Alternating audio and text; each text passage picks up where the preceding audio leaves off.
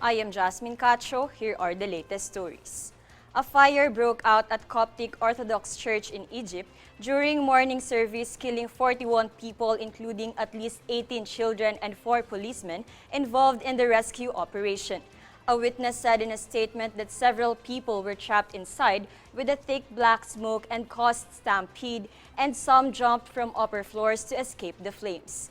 According to the report, the fire started in the second-floor air conditioning as a result of an electrical malfunction. It is said that smoke inhalation was the main cause of death.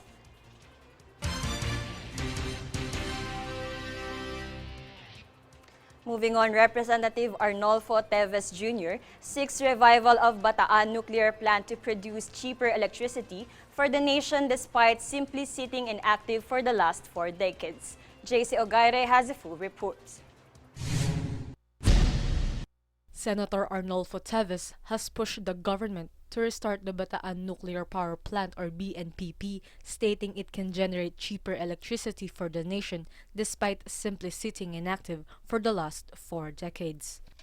House Bill number 2921, the Philippine Nuclear Act of 2022, was authored by Negros Oriental Representative Arnolfo Teves Jr. for the government's activation and use of the $2.118 billion BNPP, or about 117 billion pesos.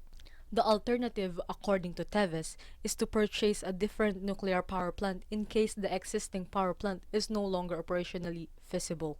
He also noted that the BNPP will help our country to cut electricity costs by almost half in comparison to the rates of the coal-fired power plants.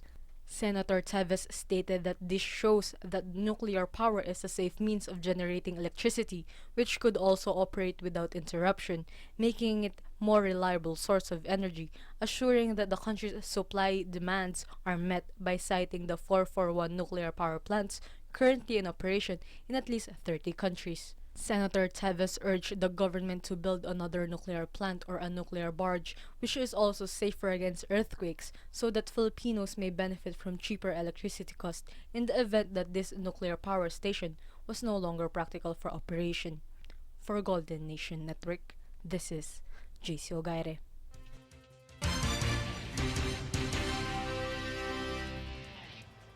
This year's 18th Cinemalaya Philippine Independent Film Festival Top 3 box office hits is set to receive an additional bonus.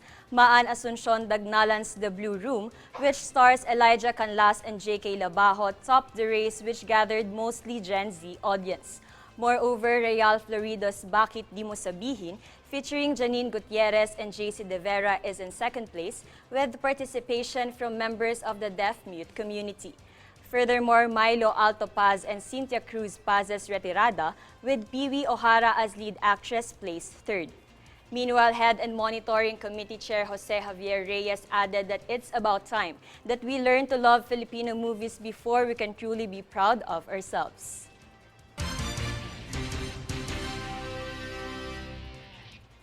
We are your voice for change. We will keep on bringing updates and the latest stories. I am Jasmine Cacho. Watch these stories on News Force.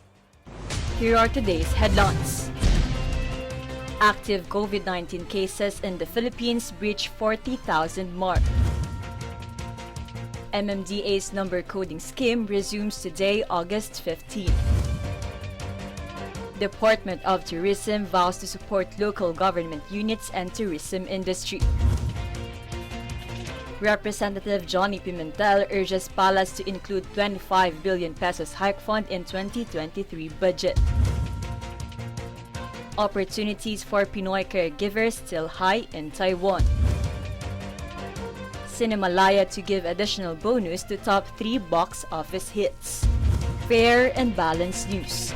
Comprehensive reports that will take you to the heart of the action. This is News Force.